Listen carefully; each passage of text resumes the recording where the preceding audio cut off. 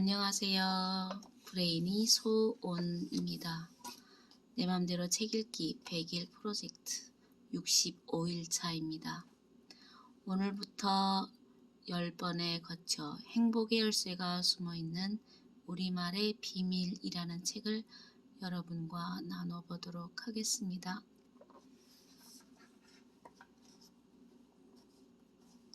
말 속에 길이 있다. 나는 왜 나일까? 나를 왜 나라고 할까? 아버지는 왜 아버지이고 어머니는 왜 어머니라고 부를까? 어린 시절에 문득 이런 궁금증이 일어 주변의 어른들을 붙잡고 왜 그런지를 물었다. 하지만 어른들은 어린 나를 내려다보며 별걸 다 묻네 하는 표정만 지을 뿐 대꾸해주지 않았다.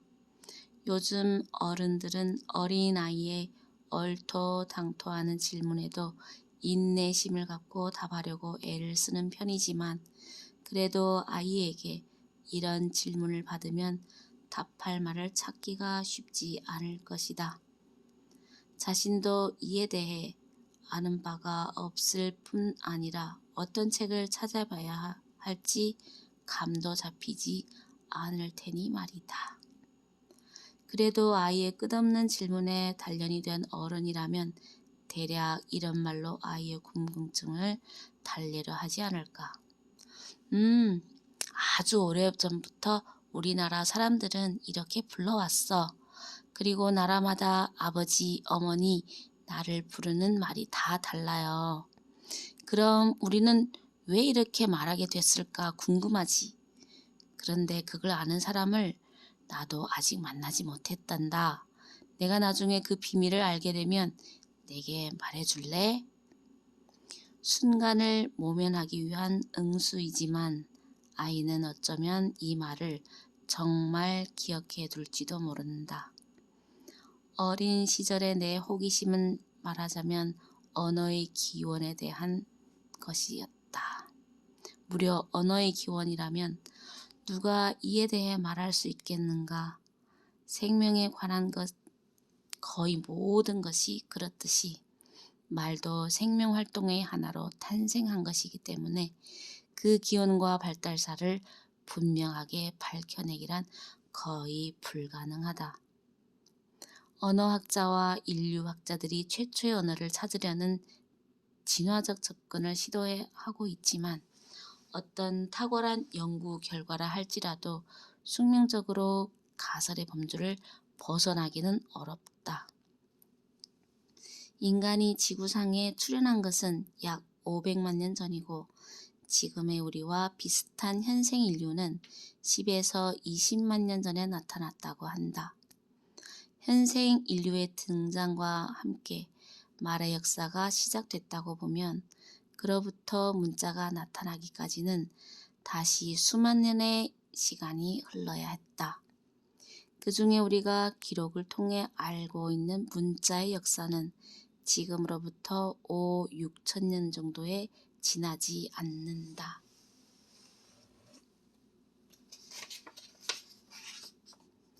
그런데 문자 생활에 완벽하게 적응해서 사는 우리는 말과 글이 본래 하나였던 것처럼 착각을 한다.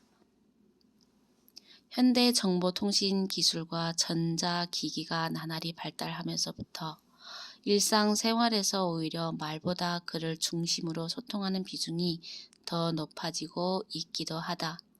문자, 메신저, 이메일, 페이스북, 트위터 등 문자로 이루어지는 소통에 매우 빠른 속도로 익숙해지고 있는 것이다. 인류 역사상 문자를 가장 활발하게 사용하는 시대가 지금 막 시작되었다. 문자를 다양한 방식으로 많이 사용하는 만큼 그 표현 방식을 무척 자유롭게 변형되고 있다. 빨리 전달하기 위해 문자를 축약해서 쓰거나 모국어든 외국어든 가리지 않고 이리저리 조합해서 신조어를 만들어내기도 한다. 요즘 어디서나 들을 수 있는 멘붕 같은 말이 대표적인 예이다. 멘탈 붕괴라는 신조어에 어가 등장하자 이를 멘붕이라는 줄임말로 바꾸어 사용하기 시작했고 미디어에 이 말이 뜨자 삽시간에 사람들에게 알려졌다. 정신이 무너진다는 뜻의 이 말을 요즘 어디서나 듣는다. 유행하는 말이어서 그렇기도 하겠지만 그만큼 세상에 멘붕할 일이 많다는 반증이기도 할 것이다. 문자의 벌람, 언어의 혼돈, 정신의 붕괴가 그저 트렌드처럼 다뤄지는 현실을 보면서 나는 다시 언어의 기원에 대해 생각한다. 우리는 여전히 우리가 쓰는 말의 시초를 알지 못하지만 말 속에 정신의 뿌리가 있고 말이 문화의 근간이라는 점은 잘 알고 있다. 말은 인간의 의식이 분화하는 길을 그대로 뒤따르며 발달해왔다. 말이 정신을 따랐으니 말을 거슬러 올라가면 정신의 뿌리를 만날 수 있지 않겠는가. 또 말의 길을 바짝 뒤따라 일어난 것이 문화이니 문화의 뿌리 역시 말에서 찾을 수 있다. 나는 왜 나인가 궁금했던 어린 시절의 의문을 이렇게 답을 찾아 나섰다. 우리 문화를 되짚고 우리 말을 거슬러 오르며 우리 정신의 뿌리를 만난 것이다. 그 뿌리 자리에서 만난 것이 바로 얼이다. 얼에서 우리말이 나오고 우리 말을 통해 한국 사람의 사유체계가 만들어졌으며 그 정신에서 한국의 문화가 일어났다. 그래서 한국말의 얼의 언어, 한국 문화를 얼의 문화라 한다. 그런데 왜 우리 정신의 뿌리가 얼이란 말인가? 그 이야기를 지금부터 하려고 한다. 얼이 도대체 무엇이길래? 교육이 바를 때 교육에 대해 왈가왈부할 필요가 없고 정치가 바른 길을 갈 때 정치 얘기를 안주 삼지 않아도 된다. 그러나 우리 삶에 가장 큰 영향을 미치는 교육과 정치가 길을 잃으면 모든 사람이 입을 열어 비판과 염려의 말을 쏟아낸다. 온전한 것, 잘 되고 있는 것에 대해서는 우리는 굳이 이야기하지 않는다. 뭔가 잘못되고 있다고 느낄 때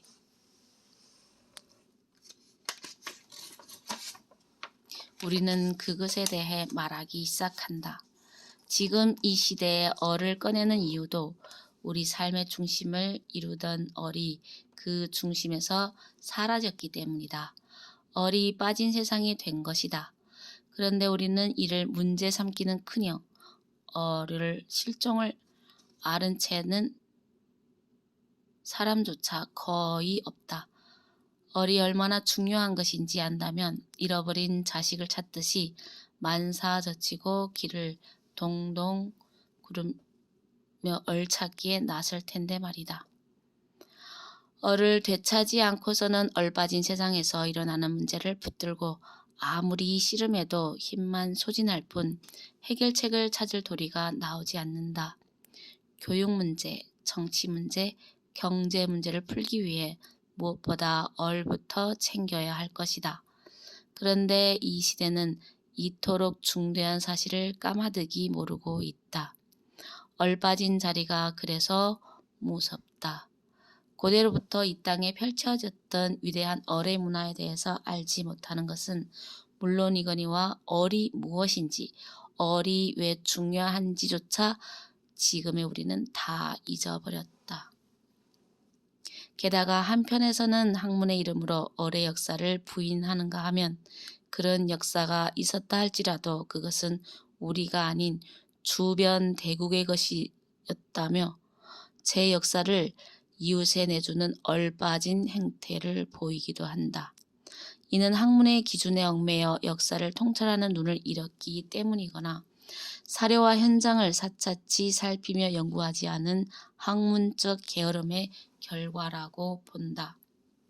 우리 정신문화를 이룬 뿌리 역사의 가치를 통찰하지 못하는 현실이 참으로 안타깝고 얼을 찾으면 얼이 살면 우리가 처한 숱한 문제들을 함께 풀어갈 수 있는 동력이 우리 안에서 힘차게 솟구칠 텐데 그것이 안 되고 있으니 얼마나 애가 타는지 모른다. 그럼 얼이란 도대체 무엇이고 어떻게 찾을 수 있다는 말인가? 우리 말인 어른, 한자 말인 정신과 대개는 같은 뜻으로 쓰인다. 하지만 얼과 정신의 뜻이 완전히 똑같지는 않다. 어른 정신 중에서도 가장 핵심을 다루는 의식의 본질을 의미한다. 우리가 일반적으로 일컫는 정신은 우리의 생각, 정서, 감정 같은 온갖 종류의 의식을 포괄하는 데 비해 어른 그보다 더 본질적인 생명의 뿌리에 있는 의식이다. 물론 얼에 대해서 이렇게 설명한다고 해서 얼의 실체를 알 수 있는 것은 아니다. 이보다 훨씬 더 구체적인 길고 깊게 설명한다고 해도 마찬가지다. 인간 정신의 실체, 인간성의 시초이자 핵심인 그것에 대해 종교에서는 신이라는 절대자의 구원에 의지해야 한다고 하고, 과학에서는 뇌의 진화 과정을 바탕으로 그 기능과 작동 원리를 밝히려고 한다. 하지만 어떤 종교나 학문도 정신은 이런 것이다 하고 규명해내지는 못하고 있다. 그렇다고 해서 우리 얼에 대해 아무것도 모르고 있는 것은 아니다. 우리 대부분은 체험을 통해 자기 안에서 일어나는 얼의 작용을 이미 알고 있다. 체율체득한 얼의 작용은 우리의 양심이나 신성으로 표현하기도 한다. 양심이나 신성은 얼에 아주 가까운 의식이다. 얼은 배워서 습득하는 것이 아니라 타고난 감각으로 터득하는 것이므로 누구나 얼에 대해 이미 안다고 할 수 있다.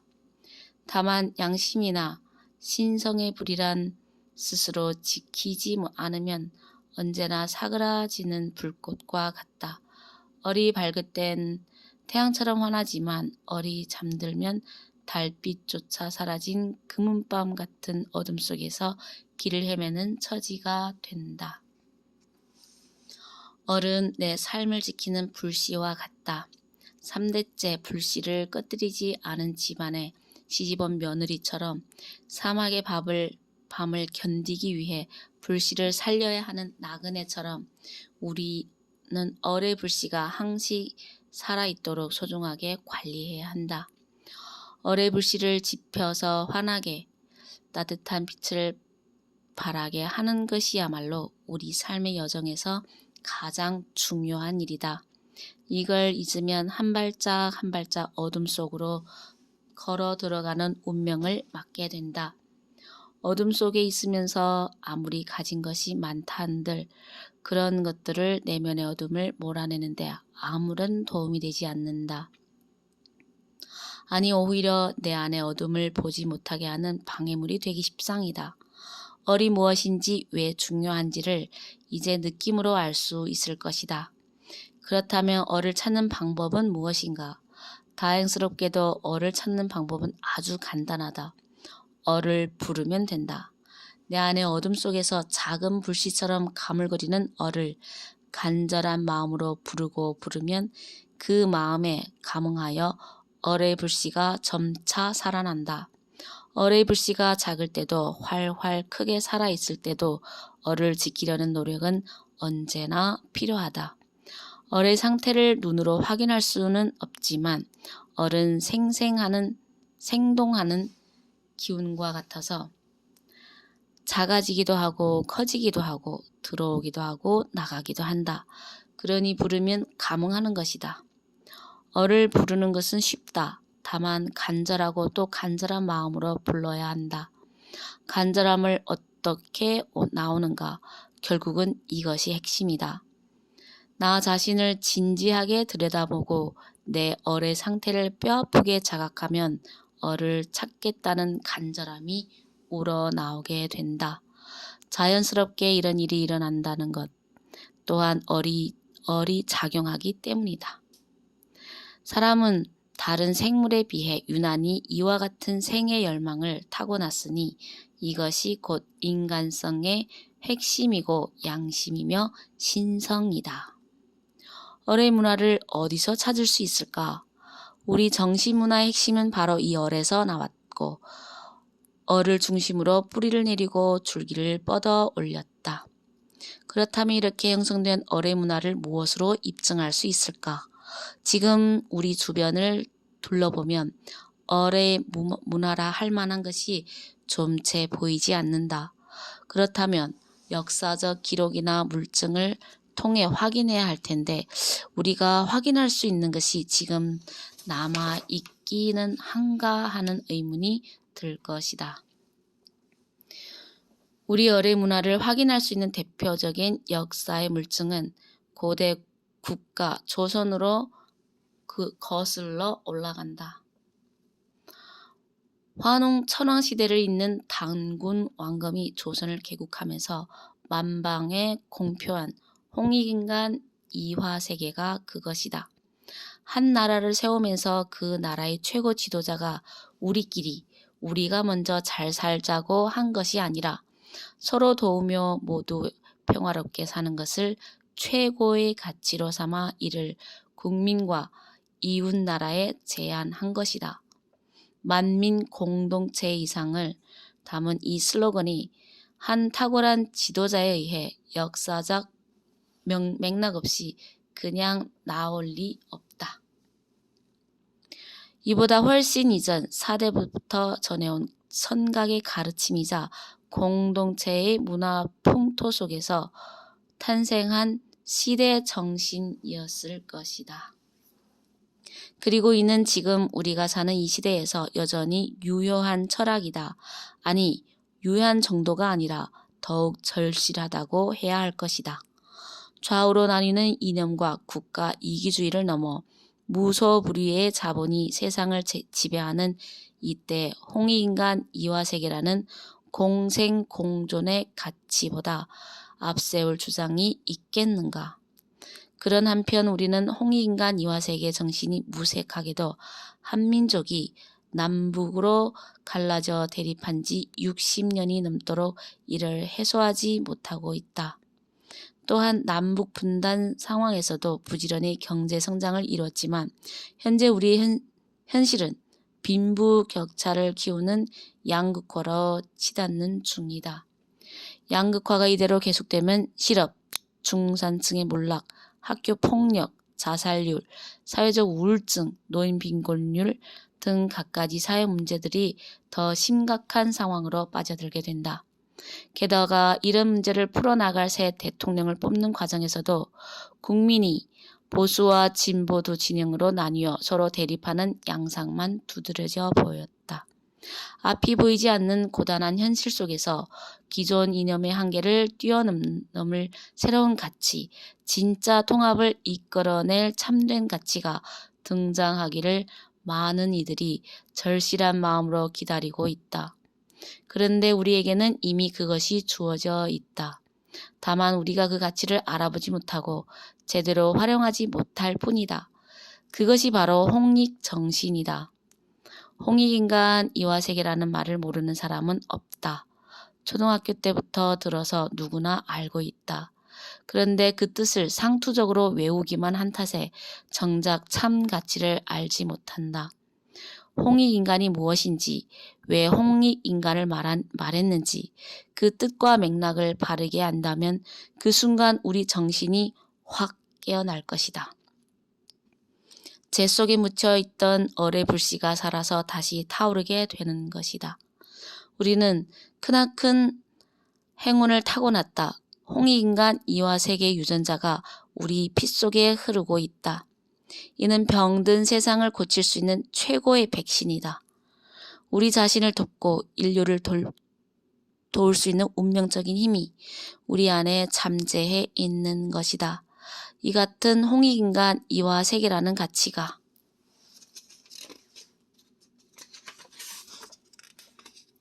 나올 수 있었던 토양이 바로 고대로부터 한민족이 이루어온 어뢰 문화이다.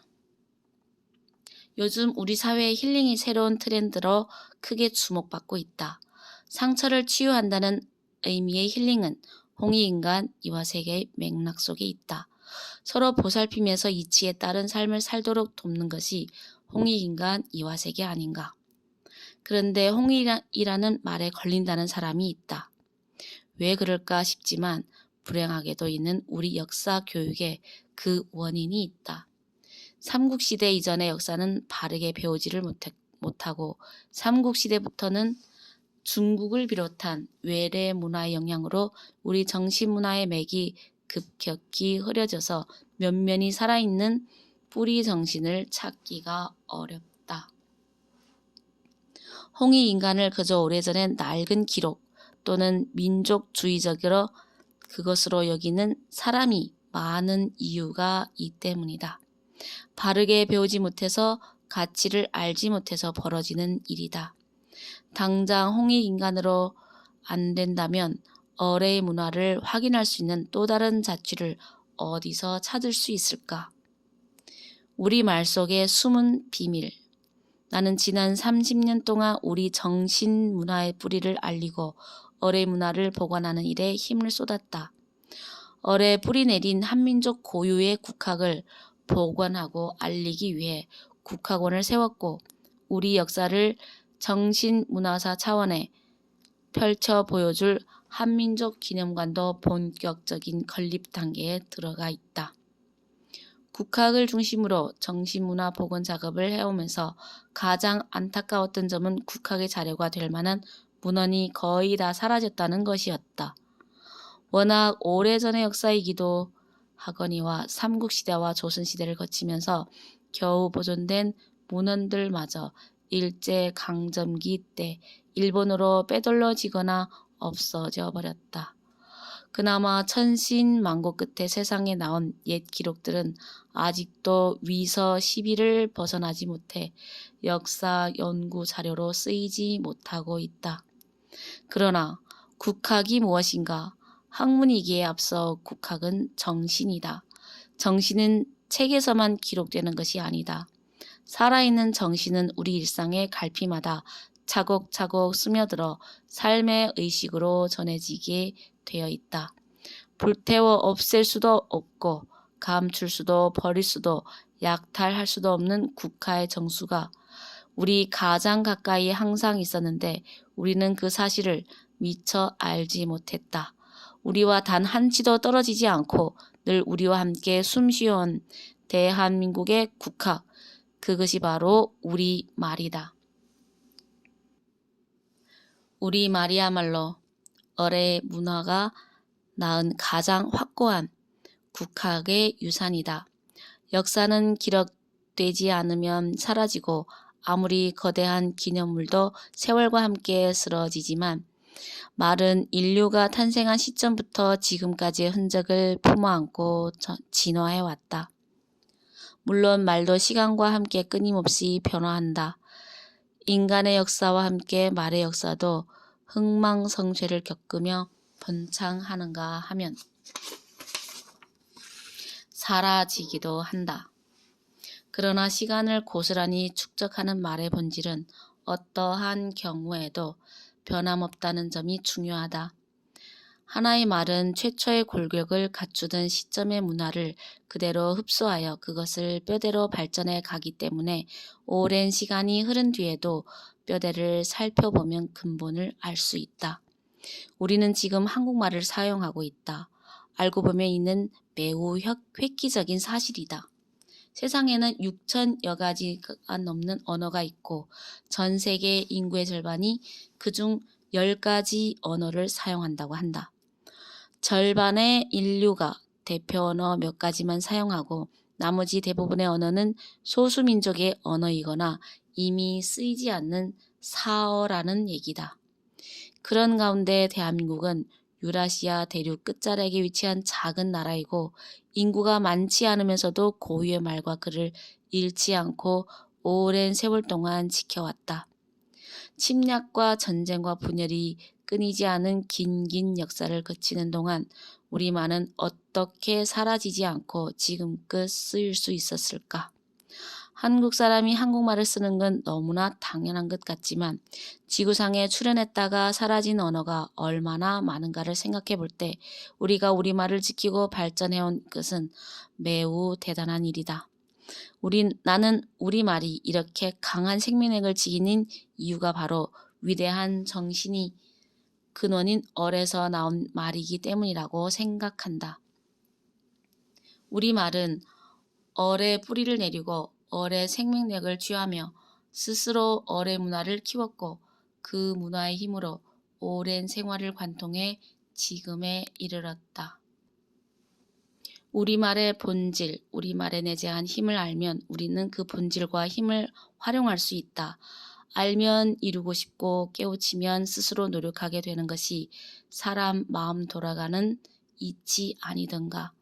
그래서 이를 사람들에게 알려야겠다는 생각에 우리 얼찾기 서명운동을 시작했다.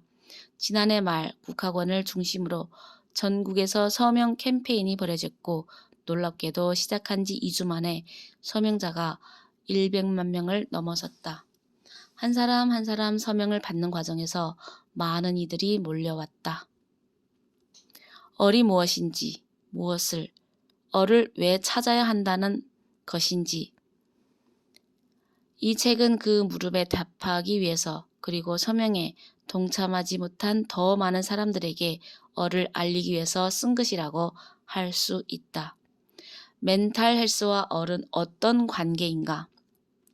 인류 역사상 물질적으로 가장 풍족한 시대에 가장 큰 결핍감과 불안에 짓눌린 세대, 이것이 지금 이 세대에 사는 사람들의 정체성이다. 우리나라는 특히 경제협력개발기구 국가 중 가장 높은 자살률을 기록하고 있다. 10년 가까이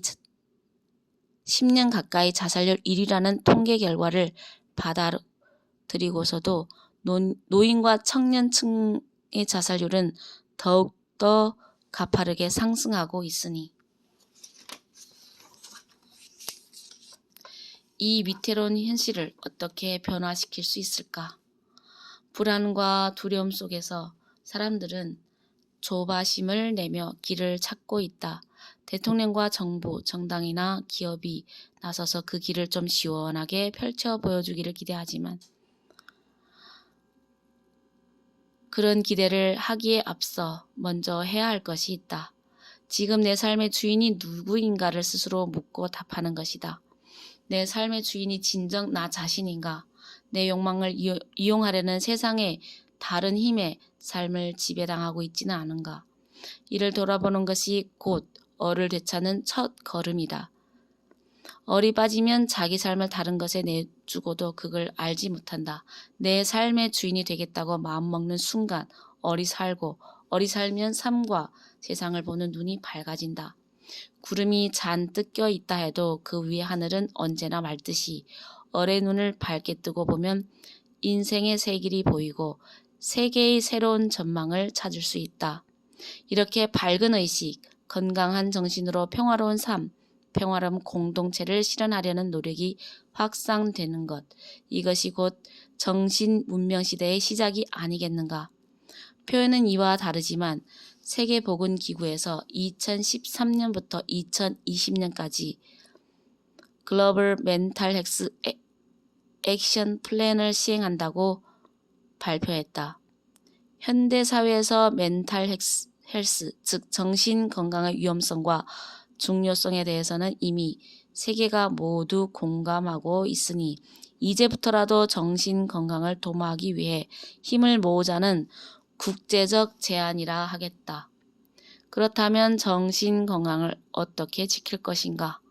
세계보건기구에서는 2020년경이 되면 모든 질환 중에서 우울증이 발병률 1위를 차지할 것이라고 예측한다. 우울증이나 중독 같은 증세만 정신건강 영역의 문제가 아니다. 폭력이 어디 손발의 문제인가? 경제도 교육도 마찬가지다.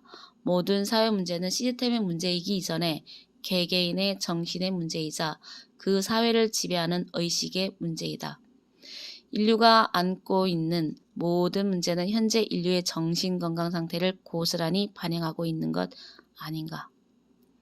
따라서 정신건강을 증진시키면 복잡하게 얽힌 문제들도 차츰 실마리를 찾아 풀어나갈 수 있다. 정신건강을 증진시키는 방법, 나는 그것의 핵심이 얼에 있다고 본다. 정신의 중심이 얼이듯이 멘탈 멘탈 헬스의 핵심도 어를 찾는 데 있다. 근육을 키운다고 해서 건강해지는 것이 아니듯 뇌에 좋은 음식을 먹고 운동을 하는 것만으로는 멘탈 헬스 향상을 기대하기 어렵다. 멘탈 헬스는 정보로 접근해야 한다.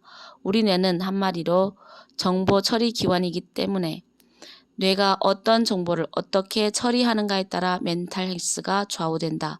그 사람이 가진 정보가 곧 사람이라고 하지 않는가. 우리 뇌에 작용하는 정보 중에서 가장 고급한 정보가 어리다. 어른 습관, 감정, 지식 이전의 정보, 우주의 생명의 법칙에 연결된 궁극의 정보이다. 그래서 이 책을 이 어를 살리는 것이야말로 멘탈 헬스를 향상시키는 가장 근본적인 방안이라고 할 수 있다. 문제도 해법도 어에 있다. 우리 현실에 산적한 수많은 문제들의 해법도 마찬가지다. 우리 교육이 이토록 상처투성이가 된 것은 얼빠진 교육이 계속되고 있기 때문이다. 우리나라 교육법에는 교육의 목적을 홍익인간 양성이라고 밝혀놓았다. 현재 교육기본법으로 되어 있는 조항의 전문은 다음과 같다. 교육은 홍익인간의 이념 아래 모든 국민으로 하여금 인격을 둬야 하고 자주적 생활 능력과 민주 시민으로서 필요한 자질을 갖추게 하여 인간다운 삶을 영위하게 하고 민주국가의 발전과 인류 공영의 이상을 실현하는 데 이바지하게 함을 목적으로 한다. 그런데 요즘 학교가 홍익인간으로 키우는 교육을 하고 있는가? 홍익인간 양성이라는 교육의 목적이 증발한 교육 현장에는 누구를 위한 것인지 모를 경쟁만 남았다. 끝없는 경쟁에 내몰린 아이들은 이유도 모른 채 저희끼리 괴롭히고 괴롭힘을 당하다가 아파트 옥상에서 몸을 날리는 상황이 이어지고 있다. 아이들의 인간성을 파괴하는 결과를 낳은 학교의 교육 시스템 문제는 매우 심각한 수준이다. 이는 범죄와 다를 바 없다. 범죄가 무엇인가? 법을 지키지 않은 것이 범죄가 아닌가? 그런데 아무도 이를 심각한 범죄로 보지 않는다. 그러다 보니 적극적으로 고치려 하지 않고 범죄 수준의 학교 교육을 정상화하려면 현재 교육이 얼마나 얼빠진 교육인지 먼저 깨닫고 어를 살리는 교육으로 빨리 전환해야 한다. 요즘 학교 교육은 아이들의 뇌에 끊임없이 두려움을 학습시킨다. 인간의 뇌를 가장 위축시키는 것이 두려움이다. 두려움을 느끼면 머리가 아무리 좋아도 뇌가 제 기능을 발휘하지 못한다. 자신감과 자존감을 키워줘야 할 교육이 오히려 아이들을 망가뜨리고 있는 것이다. 아기가 말을 배울 때를 생각해보자. 비슷한 하게만 발음해도 엄마라고 했다면서 부모는 기뻐하며 아기를 칭찬한다. 말을 익히는 시기에 아기들은 이렇게 부모가 기쁨 속에 연발하는 칭찬을 들으며 절로 말을 터득해 간다. 초등학교 가기 전에 글을 못 읽는 아이는 있어도 말을 못하는 아이는 없다. 두려움 때문에 자신감을 잃지 않는다면 아이는 스스로 터득하는 내면의 힘을 따라 성장할 수 있다. 그렇다면 이처럼 과도한 경쟁 때문에 심각한 부작용을 낳는 시험을 학교에서 계속 반복하는 것은 과연 무엇을 위한 것인가? 시험이 아이들을 위한 것이 아님을 분명하니 그럼 학교와 입시 시스템을 유지하기 위한 것인가?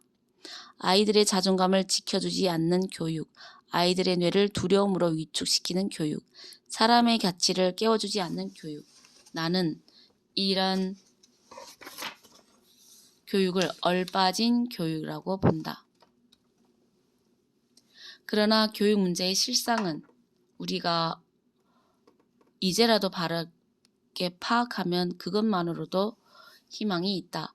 부모와 학교와 사회가 어를 살리는 교육으로 전환하겠다고 선택하면 우리 교육도 상처를 치유하고 희망을 되살릴 해법을 찾을 수 있다.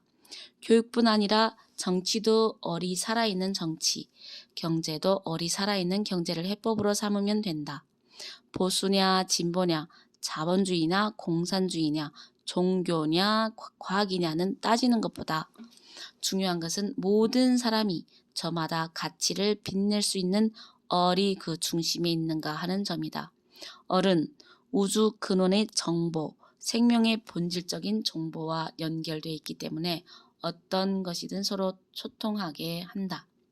따라서 그것이 무엇이든 얼이 그 중심에 살아있기만 한다면 그것은 사람들에게 도움을 줄 수 있는 하나의 방편으로서 존중받을 가치가 있다. 그리고 그것과 반대편에 있는 것처럼 보이는 것들은 단지 방법이 좀 다를 뿐임을 인정할 수 있게 된다. 그 아이는 답을 찾았을까? 얼이 살아있는 교육이 홍익교육이고 얼이 살아있는 정치가 홍익정치, 얼이 살아있는 경제가 홍익경제다. 얼을 중심으로 대한민국의 교육, 정치, 경제 체제를 새롭게 만들어간다면 이는 세계의 탁월한 모범이 될 것이다.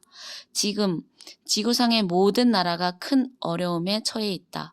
사회 전 분야의 시스템이 한계를 드러내고 있고 사람들은 이를 삶의 기반이 한순간에 무너질 수도 있다는 불안한 신호로 받아들이고 있다.